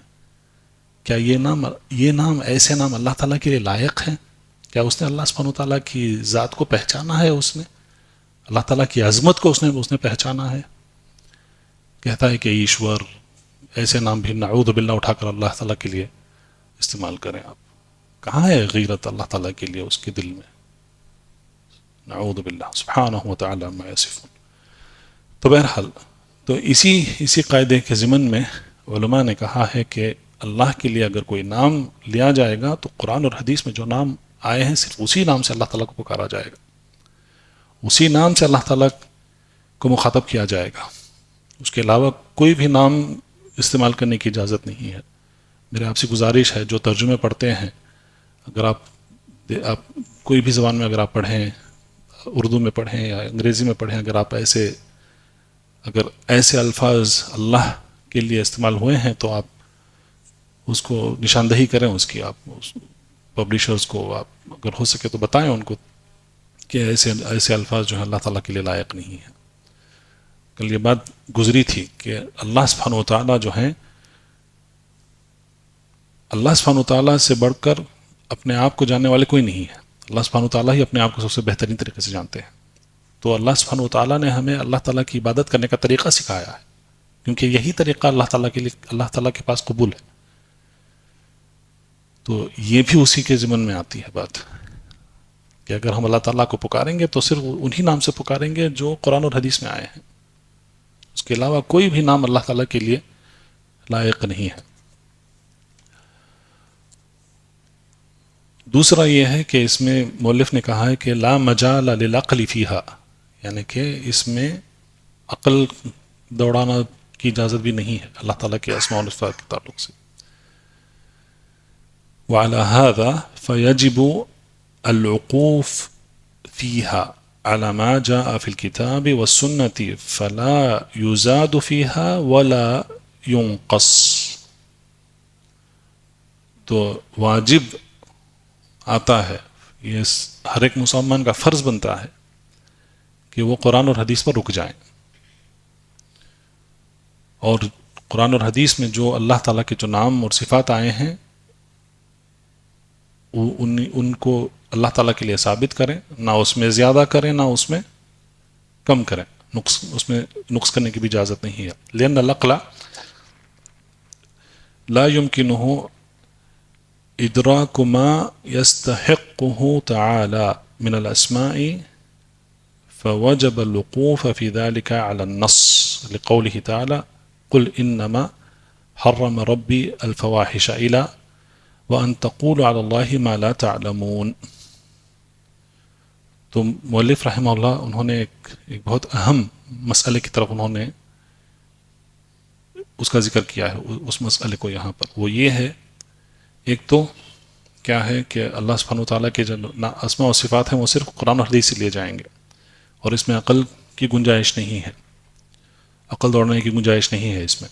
دوسرا, اگر کوئی ایسا کرتا ہے تو وہ کیا ہے, وہ اللہ سبحانہ وتعالیٰ پر جھوٹ بولنا ہے. اور یہاں پر جو آیت شیخ رحمہ اللہ انہوں نے اس آیت کا ذکر کیا ہے, انہوں نے اس آیت میں ترتیب ہے, سب سے چھوٹے گناہ سے لے کر سب سے بڑا جو گناہ ہے اس کی ترتیب ہے اس آیت میں. سب سے چھوٹا ہے فواحش اور سب سے بڑا گناہ جو ہے وَأَن تَقُولُوا عَلَى اللَّهِ مَا لَا تَعْلَمُونَ, کہ تم اللہ سبحانہ وتعالیٰ پر وہ بات کہو جس کا تمہیں علم نہیں ہے, یعنی کہ اللہ سبحانہ وتعالیٰ کے پر جھوٹ بولنا ہے. تو اگر کوئی اللہ تعالیٰ کے لیے کوئی اور نام لے کے آتا ہے اور اس کو اللہ تعالیٰ کے لیے رکھتا ہے وہ نام, تو گویا کہ اس نے اللہ تعالیٰ پر جھوٹ باندھا ہے. اور یہ جو گناہ ہے یہ گناہ شرک سے بھی بڑا گناہ ہے. اللہ تعالیٰ پر جھوٹ بولنا یہ شرک سے بھی بڑا گناہ ہے. تو اسی لیے اللہ تعالیٰ کے لیے کوئی اور, ایک تو اللہ تعالیٰ کے لیے لائق نہیں ہے دوسرے نام, دوسرے نام سے اگر اللہ تعالیٰ کو مخاطب کیا جائے تو پھر وہ گویا اللہ تعالیٰ پر جھوٹ باندھنا ہے جو شرک سے بڑا گناہ ہے. مؤلف کہتے ہیں وَلِأَنَّ تسمیت اللہ تعالی بما لم يسمى به نفسه او انکر ما سمى به نفسه جنایت فی حقه تعالی, کیونکہ وہ نام اللہ تعالیٰ کے لیے دینا جو نام سے اللہ سبحانہ وتعالیٰ نے اپنے آپ کو نام نہیں دیا ہے, یا اس میں سے کم کرنا, اس نام کا انکار کرنا, یہ ایک بہت بڑا جرم ہے. جنایا بڑے جرم کو کہتے ہیں. اگر کسی نے کسی کا قتل کر دیا اس کو جنایا کہتے ہیں. تو انسان کا قتل کرنا معمولی بات نہیں ہے. تو یہ اللہ تعالیٰ کے حق میں بہت بڑا جرم ہے. یہ فی صفت اللہ فوجب, تو واجب کیا آتا ہے, سلوک الادب فی ذالک, تو واجب یہ آتا ہے کہ ہم اللہ تعالیٰ کے ساتھ ادب اور احترام سے پیش آئیں. والاقتصار على ما جاء به النص, اور جو بھی نص یعنی کہ قرآن اور حدیث میں جو آئے ہیں اس پر اکتفا کرنا, تو یہی ہمارے اوپر واجب بنتا ہے.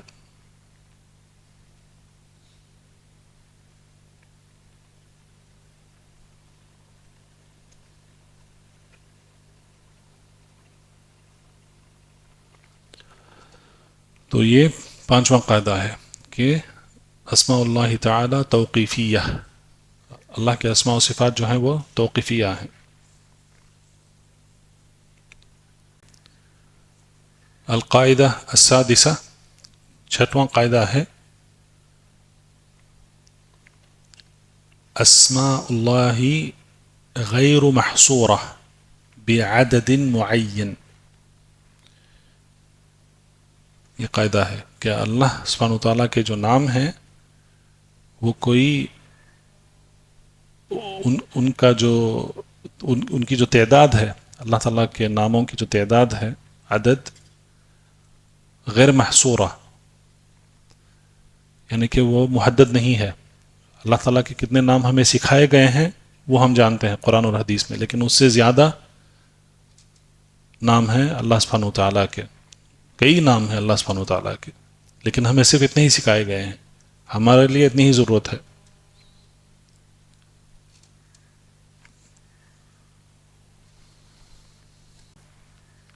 لقولہ صلی اللہ علیہ وسلم، تو یہاں پر مؤلف رحمہ اللہ نے حدیث کی دلیل دی ہے، صلی اللہ علیہ وسلم فی الحدیث المشہور، لیکن یہ دعا ہے، اسألک بکل اسم ہوا لک سمیت به نفسہ، نہیں اعوذ باللہ،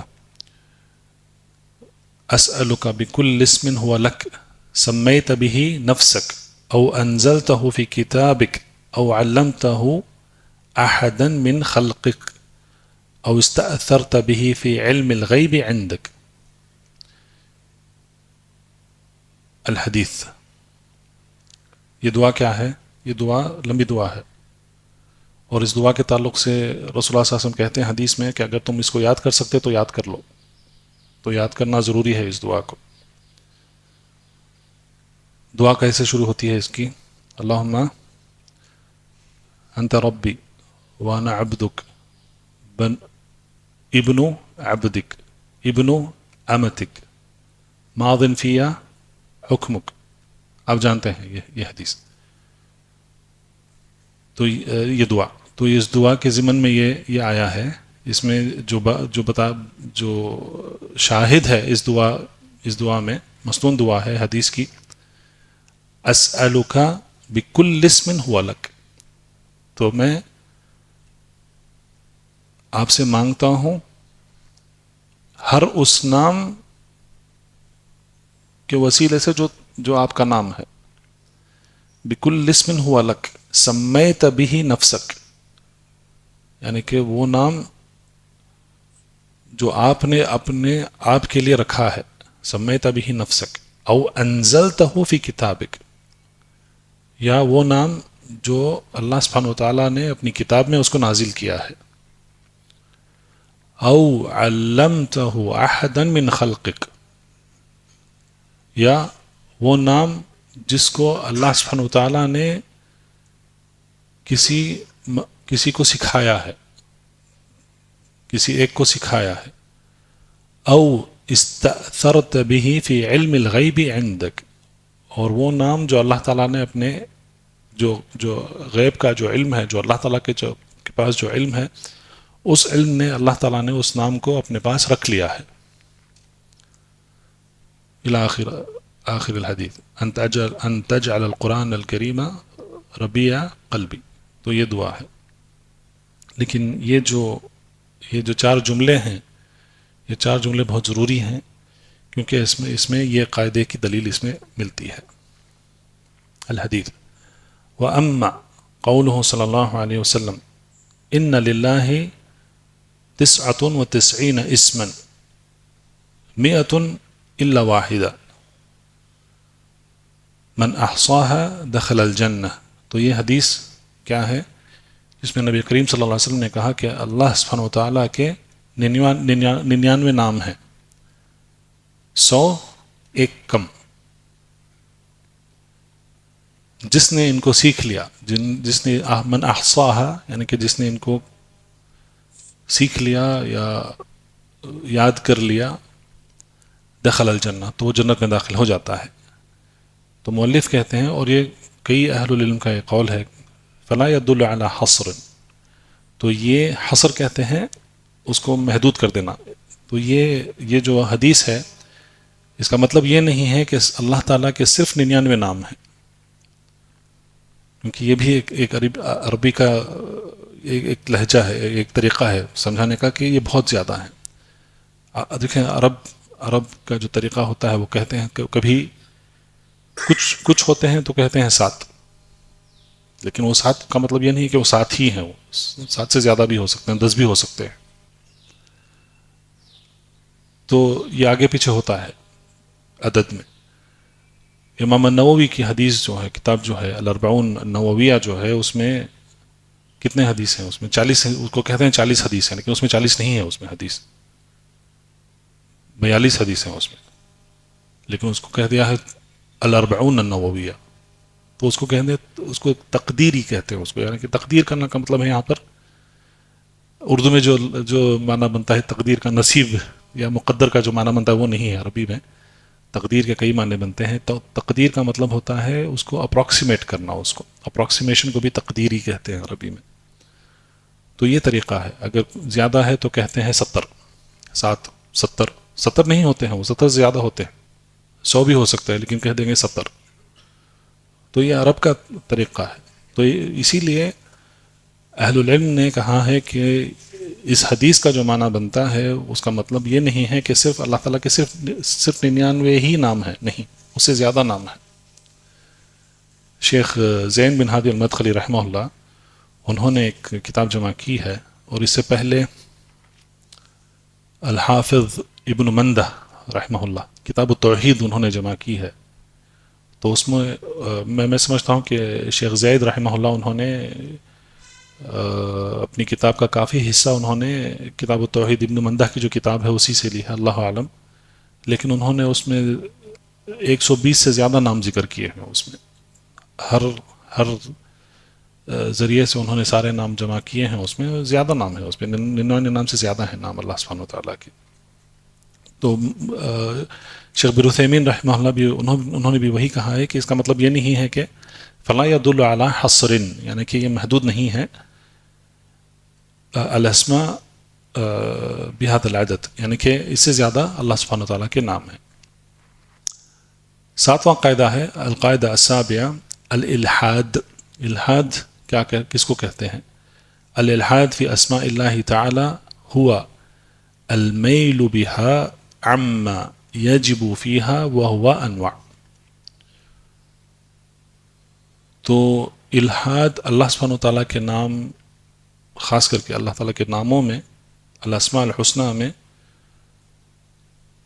جو تحریف، تأویل، غلط معنی، رد و بدل، خلط بلط یہ جو کرتے ہیں وہ کیا ہے اور اس کی قسمیں کیا ہیں، انہوں نے یہاں پر ذکر کیا ہے.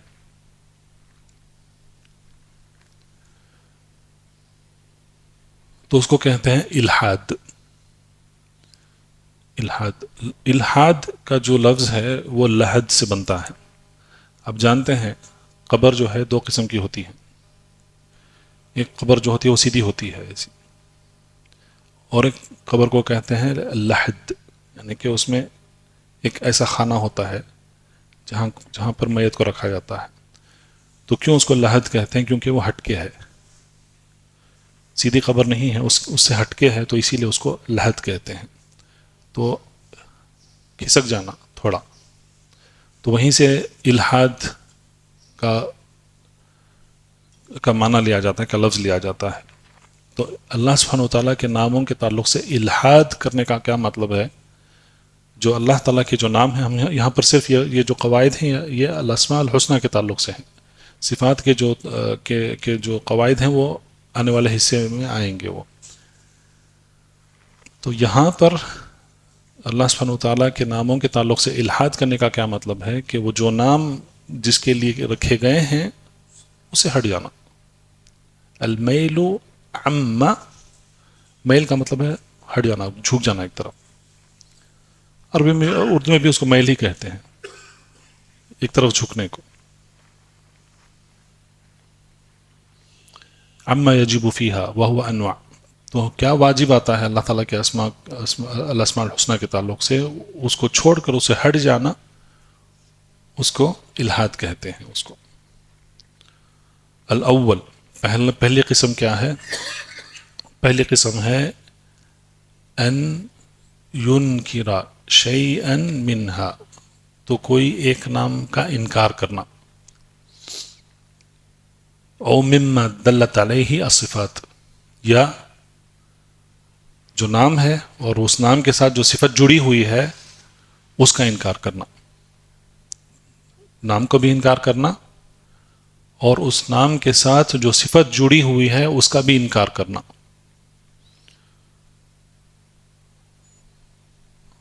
کما فعل اہل التعطیل من الجہمیہ وغیرہم، جیسے الجہمیہ کرتے ہیں.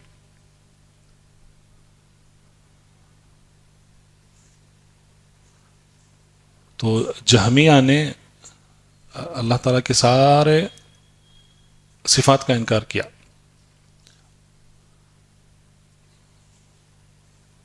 تو یہ پہلی قسم ہے انکار، تعطیل، انکار کر دینا، پورے مکمل طریقے سے انکار کر دینا. یہ بھی ایک قسم کی کا الحاد ہے، اور یہ جو الحاد ہے یہ کفر تک لے جاتا ہے.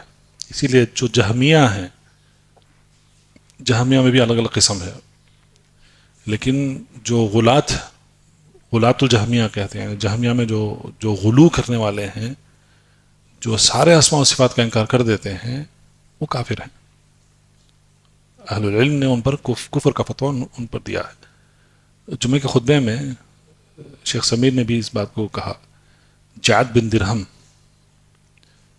تو اس کو خالد بن عبداللہ نے اس کو ذبح کر دیا. اس کو کہا کہ جعد بن درہم، یہ جعد بن درہم ہے، اس نے اللہ کی جو صفت ہے، کلام کی جو صفت ہے، تو یہ کہتا ہے کہ اللہ سبحانہ وتعالیٰ نے موسیٰ علیہ السلام کے ساتھ کلام نہیں کیا.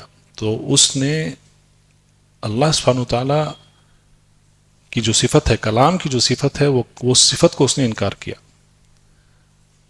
اب خالد بن عبداللہ کیا نام تھا ان کا، خالد بن عبداللہ القصیری، وہ والی تھے عراق کے، یعنی حاکم یا سلطان کے تابع تھے، نائب تھے وہ عراق میں.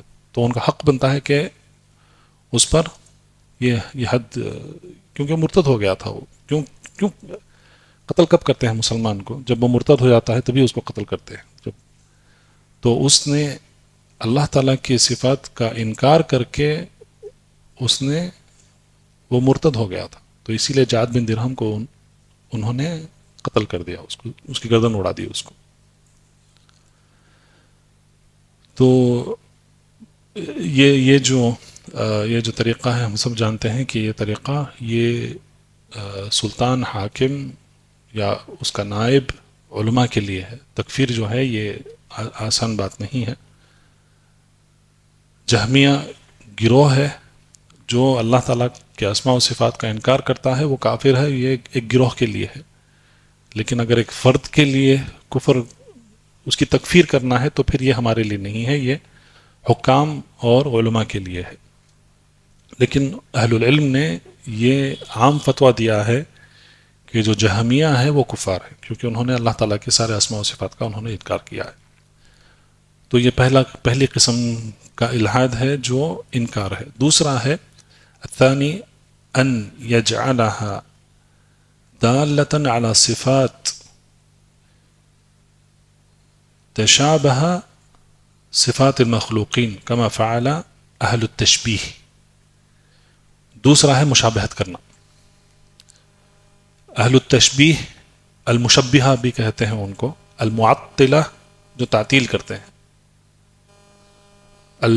المشبہہ جو اللہ تعالیٰ کے صفات کو مخلوقات کے صفات سے تشبیہ دیتے ہیں، ان کو المشبہہ بھی کہتے ہیں، ان کو المشبہہ تشبیہ سے. تو یہ بھی ایک قسم کا الحاد ہے. اب ہم کئی صفات کا ذکر ہوا ہے قرآن میں. اللہ تعالیٰ کے ہاتھ ہیں، اسی لیے اللہ تعالیٰ نے ابلیس کو کہا وَمَا مَنَعَكَ أَن تَسْجُدَ لِمَنْ خَلَقْتُ بِيَدَيَّ. اے ابلیس، وہ کیا چیز ہے جس نے تجھے منع کیا سجدہ کرنے کے لیے اس کو جس کو میں نے اپنے دونوں ہاتھوں سے پیدا کیا ہے. تو اہل السنہ والجماعت کا عقیدہ کیا ہے؟ ہم اللہ کے دو ہاتھ ہیں، اس کا اس بات کرتے ہیں. کیسے ہیں ہمیں پتہ نہیں ہے. امام مالک کا قاعدہ ہے، امام مالک کا قول جو ہے یہ قاعدہ بن جاتا ہے یہاں پر، کیفیتہ مجہول. اس کی کیفیت کسی کو پتہ نہیں ہے، اور اس کے تعلق سے سوال کرنا بدعت ہے. والسؤال عنہ بدعت. لیکن ہاتھ عربی کے اعتبار سے ہم جانتے ہیں ہم ہاتھ کیا ہیں، اور اس پر ایمان لانا واجب ہے، کیونکہ یہ قرآن اور حدیث میں اس کا ذکر ہوا ہے. تو امام مالک کا جو قول ہے، اسی لیے اہل العلم کہتے ہیں کہ یہ خود ایک قاعدہ بن گیا ہے سارے صفات کے تعلق سے. تو یہ جو قول ہے امام مالک کا، اسے پہلے بھی میں نے آپ سے ذکر کیا تھا کل کہ پہلے بھی، اس سے پہلے بھی بعض صحابہ نے اس کو ذکر کیا ہے.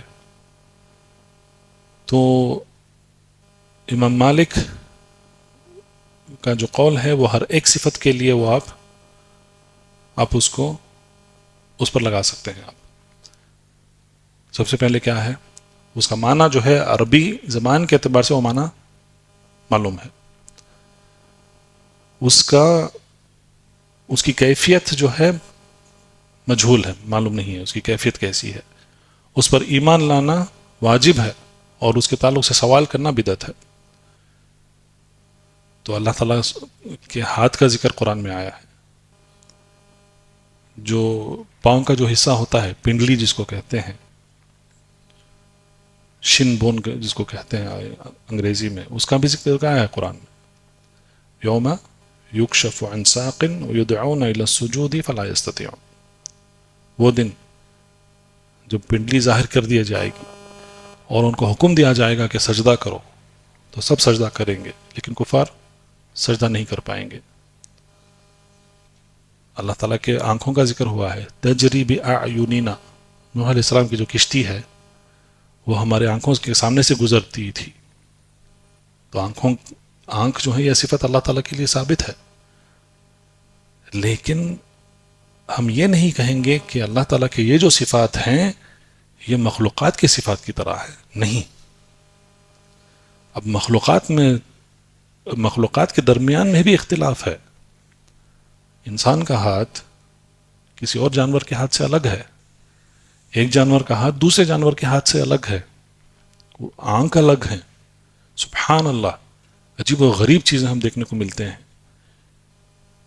جو رات میں جو جانور نکلتے ہیں ان کی آنکھ الگ ہوتی ہے، جو دن میں جو جانور ہوشیار رہتے ہیں ان کی آنکھ الگ ہوتی ہے، پانی میں رہنے والے جانور کی آنکھ الگ ہوتی ہے، ہوا میں اڑنے والی جو پرندے ہیں ان کی آنکھ بہت شارپ ہوتی ہے، ان کی بہت تیز ہوتی ہے، ان کی نظر جو ہے بہت تیز ہوتی ہے. خاص کر کے جو یہ ہے کیا وہ ایگل جس کو کہتے ہیں،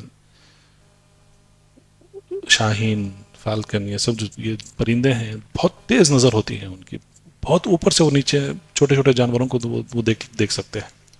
تو جب مخلوقات کے درمیان ایسا اختلاف ہو سکتا ہے تو خالق، ہم سوچ بھی نہیں سکتے ہیں کہ خالق کی جو صفات ہیں وہ مخلوقات کی صفات کی طرح ہو سکتے ہیں.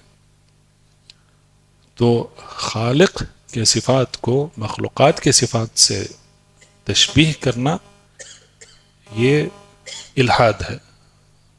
تو یہ بھی حرام ہے، ناجائز ہے. تیسری قسم کا الحاد کیا ہے؟ الثالث ان یسمى اللہ تعالی لما لم يسمى به نفسه كتسمية النصارى له الأب. یعنی کہ اللہ سبحانہ وتعالیٰ کو وہ نام دینا جو نام اللہ سبحانہ وتعالیٰ نے اپنے آپ کو نہیں دیے ہیں. مثال کے طور پہ یہاں پر مؤلف رحمہ اللہ انہوں نے کہا ہے کہ نصارہ وہ اللہ تعالیٰ کو کیا کہتے ہیں؟ الاب، اب، فادر، الاب. وہ جو ان کا عقیدہ ہے نا، وہ father, son and holy spirit, نعوذ باللہ، جو تثلیث کا جو عقیدہ ہے، ٹرینیٹی کا جو عقیدہ ہے ان کا. تو انہوں نے اللہ سبحانہ وتعالیٰ کو کیا نام دے دیا؟ فادر، الاب، دا فادر. تو یہ بھی الحاد ہے، یہ ناجائز ہے. وتسمیۃ الفلاسفہ ایاہ العلہ الفاعلہ. جو اہل الکلام ہیں، جو فلسفے کے اتباع کرنے والے ہیں، رومی اور یونانی فلاسفے جو ترجمہ کیے گئے، اہل الکلام نے ان کو پکڑا، اس کو مسلمانوں میں اس کو پھیلایا، صوفیوں نے اس کو لیا اور اس میں اور اضافہ کیا اور وہ دوسرے راہ پر نکل گئے. تو فلاسفہ جو ہیں وہ کہتے ہیں العلہ الفاعلہ، یعنی کہ یہاں پر علہ کا مطلب ہے ایک سبب، الفاعلہ جو کام انجام دیتی ہے. تو انہوں نے اللہ سبحانہ وتعالیٰ کو ایسا کوئی اس میں معنی نہیں ہے، اس میں صرف ایک کیسے کہہ سکتے ہیں اس کو، ایک ایسی چیز جو صرف کام انجام دیتی ہے کائنات میں، صرف وہ انہوں نے اللہ سبحانہ وتعالیٰ کو اس حد تک انہوں نے گرا کر چھوڑ دیا اس کو. وذلك لأن اسماء اللہ تعالی توقیفیہ، اس لیے کہ اللہ سبحانہ وتعالیٰ کے نام جو ہیں وہ توقیفیہ ہیں، صرف قرآن و حدیث سے لیے جائیں گے. یہ تیسری قسم ہے الہاد کی، کہ اللہ تعالیٰ کو وہ نام دینا جو اللہ تعالیٰ نے اپنے آپ کو نہیں دیے ہیں. الرابع، چوتھا، ان یشتق من اسماء اللہ اسماء للاسنام، تو اللہ تعالیٰ کے نام سے غیر اللہ کے لیے نام نکال کر ان کو نام دینا. رحمک اللہ. تو اللہ سبحانہ تعالیٰ کے نام ہیں، اس نام سے دوسرے نام نکالنا اور ان ناموں کو غیر اللہ کے لیے دینا، یہ بھی چوتھی قسم کا الحاد ہے. کما فعل المشرکون فی اشتقاق العزہ من العزیز، جیسا کہ اس زمانے کے جو مشرک تھے نبی کریم صلی اللہ علیہ وسلم کے زمانے میں، زمانے جاہلیت میں، انہوں نے العزیز اللہ تعالیٰ کا نام ہے، اور اس زمانے کے جو مشرکین تھے وہ اس نام پر ایمان رکھتے تھے، وہ جانتے تھے کہ العزیز جو ہے وہ اللہ تعالیٰ ہی ہے. سورۃ زخرف کی آیت ہے وَلَئِن سَأَلْتَهُم مَّن خَلَقَ السَّمَاوَاتِ وَالْأَرْضَ لَيَقُولَنَّ خَلَقَهُنَّ الْعَزِيزُ الْعَلِيمُ. تو وہ جانتے تھے، تو العزیز کا ہی لفظ انہوں نے استعمال کیا ہے وہاں پر مشرکون نے. تو مشرک العزیز سے انہوں نے نام نکالا عزہ، اور عزہ ان کا ایک صنم تھا، بت جس کو کہتے ہیں، جس کی وہ عبادت کیا کرتے تھے. واللات من الالہ، الالہ اللہ کے لیے ہے، لیکن انہوں نے الالہ سے نام بنا لیا تھا اللات، اور ان کا لات جو ہے یہ ایک اور بت تھا ان کا جس کی وہ عبادت کیا کرتے تھے. وذلك لأن اسماء اللہ تعالی مختصہ بھی، کیونکہ اللہ تعالیٰ کے نام جو ہیں یہ صرف اللہ تعالیٰ کے لیے خاص ہیں، اللہ تعالیٰ کے نام جو ہیں یہ کسی اور کو نہیں دیے جا سکتے ہیں. اور منات بھی ہے، یہ تین جو بت تھے، بڑے بت تھے زمانے جاہلیت کے مشرکین کے، عزہ، اللات اور عزہ اور منات. سورۃ النجم کی جو آیت ہے اس میں تینوں کا ذکر ہوا ہے. کیا ہے آیت ہو؟ افرأیتم اللات والعزى والمناة الثالثة الأخرى. تو یہ تینوں نام اس میں ذکر ہوئے ہیں. تو منان، المنان اللہ تعالیٰ کا نام ہے، المنان. تو المنان سے انہوں نے منات بنا لیا، عزیز سے عزا بنا لیا، اور الالہ سے اللات بنا لیا. تو یہ بھی ایک قسم کا الحاد ہے، یعنی کہ اللہ تعالیٰ کے نام ہے، اس نام سے کوئی اور نام نکالنا، جیسا زمانہ جاہلیت میں ان مشرکون نے کیا، پھر اس کو غیر اللہ کے لیے وہ نام دے دینا. تو یہ بھی الحاد ہے. تو یہ چار قسم کا الحاد ہے. تو اسی لیے جو آیت ہے قرآن کی جس میں کہا گیا ہے کہ وَلِلَّهِ الْأَسْمَاءُ الْحُسْنَى فَادْعُوهُ بِهَا وَذَرُوا الَّذِينَ يُلْحِدُونَ فِي أَسْمَائِهِ، اور ان کو چھوڑ دو جو اللہ تعالیٰ کے ناموں میں الحاد کرتے ہیں، ان کو چھوڑ دو، ان سے برات کا اظہار کرنا ہے ان سے. وَذَرُوا الَّذِينَ يُلْحِدُونَ فِي أَسْمَائِهِ. تو الحاد جو ہے وہ چار قسم کی ہے جو شیخ رحمہ اللہ انہوں نے یہاں پر ذکر کیا ہے. ایک ہے، پہلا ہے انکار، تعطیل کرنا، جیسا کہ المعطلہ نے کیا، جہمیہ و معتزلہ. کل میں نے یہ کہا کہ جہمیہ نکلے، پھر جہمیہ اور اہل سنہ کے درمیان معتزلہ نکلے، انہوں نے دونوں کو راضی کرنے کی کوشش کی، پھر وہ گمراہ ہو گئے، پھر معتزلہ کا رد کرنے کے لیے اشاعرہ آئے، وہ بھی گمراہ ہو گئے۔ تو یہ پہلی قسم کا الحاد ہے تعطیل، دوسرا ہے تشبیہ، تیسرا ہے اللہ تعالیٰ کو وہ نام دینا جو اللہ تعالیٰ نے اپنے آپ کو نہیں دیے ہیں، چوتھا ہے اللہ تعالیٰ کے ناموں سے نام نکالنا اور غیر اللہ کو وہ نام دینا۔ تو یہ 4 قسم کا الحاد ہے۔ فَكَمَا اخْتَصَّ بِالْعِبَادَةِ وَبِالْأُلُوهِيَّةِ الْحَقُّ فَتَسْمِيَةُ غَيْرِهِ بِهَا عَلَى الْوَجْهِ الَّذِي يَخْتَصُّ بِاللَّهِ عَزَّ وَجَلَّ مَيْلٌ بِهَا عَمَّا يَجِبُ فِيهَا وَمِنْهُ مَا يَكُونُ شِرْكًا أَوْ كُفْرًا حَسْبُ مَا تَقْتَضِيهِ الْأَدِلَّةُ الشَّرْعِيَّةُ۔ تو اس جملے کے ساتھ مؤلف رحمہ اللہ انہوں نے جو اسماء کے تعلق سے، الاسماء الحسنہ کے تعلق سے جو قواعد ہیں اس کا خاتمہ کیا ہے۔ تو وہ کہتے ہیں کہ یہ جس طریقے سے عبادت جو ہے وہ اللہ تعالیٰ کے لیے خاص ہے، اسی طریقے سے اللہ کے جو نام ہیں وہ اللہ تعالیٰ کے لیے خاص ہے، اس میں کوئی رد و بدل تبدیلی کرنے کی اس میں اجازت نہیں ہے اس میں۔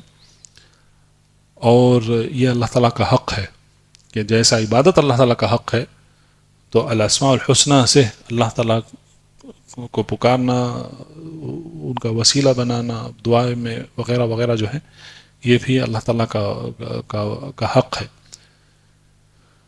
اور اگر کسی نے ان قواعد کی مخالفت کی تو پھر سب سے پہلے تو یہ قواعد اور جو بھی اس کے ضمن میں جو باتیں آئی ہیں یہ سب ہم پر واجب ہیں، اور اگر کسی نے ان قواعد کی مخالفت کی تو پھر اس پر یا تو وہ شرک کرتا ہے یا کفر کرتا ہے یا کبیرہ گناہ کرتا ہے۔ تو اس کے لیے دوسرے شریعت کے دلائل موجود ہیں، ان دلائل کی روشنی میں اس پر وہ حکم قائم کیا جاتا ہے۔ تو ہم بھی یہاں پر رکیں گے انشاءاللہ۔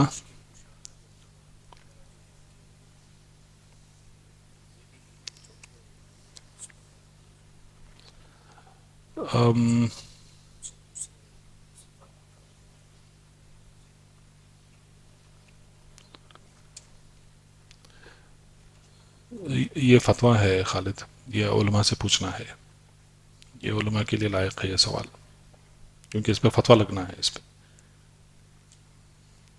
لیکن اگر ہم قاعدے دیکھیں تو پھر قاعدے کی روشنی میں کیا کہ لیکن اس کے لیے فتویٰ ضروری ہے، اس کے لیے علماء کی طرف سے۔ تو ہم بھی یہاں پر رکتے ہیں، اور انشاءاللہ کل جو ہے صفات کے تعلق سے جو قواعد ہیں اس کو ہم انشاءاللہ کل پڑھیں گے۔ وباللہ توفیق، وصلی اللہ علی نبینا محمد وعلی آلہ وصحبہ وسلم۔ سبحانک اللہم بحمدک، اشہد ان لا الہ الا انت، استغفرک واتوب الیک۔ اللہم علمنا ما ينفعنا وانفعنا بما علمتنا وزدنا علما وتوفيقا واصلح لنا شأننا كله ولا تكلنا إلى أنفسنا طرفة عين. اللهم آت نفوسنا تقواها وزكها أنت خير من زكاها أنت وليها ومولاها. اللهم إنا نعوذ بك من علم لا ينفع ومن قلب لا يخشع ومن نفس لا تشبع ومن دعوة لا يستجاب لها. اللهم اغفر لنا ولوالدينا ولمشايخنا ولعلمائنا وللمؤمنين والمؤمنات والمسلمين والمسلمات الأحياء منهم والأموات إنك سميع قريب مجيب الدعوات. وصلى الله على نبينا محمد وعلى آله وصحبه وسلم. وبارك الله فيكم أجمعين، والسلام عليكم ورحمة الله وبركاته. فاعلم أنه لا إله إلا الله واستغفر لذنبك.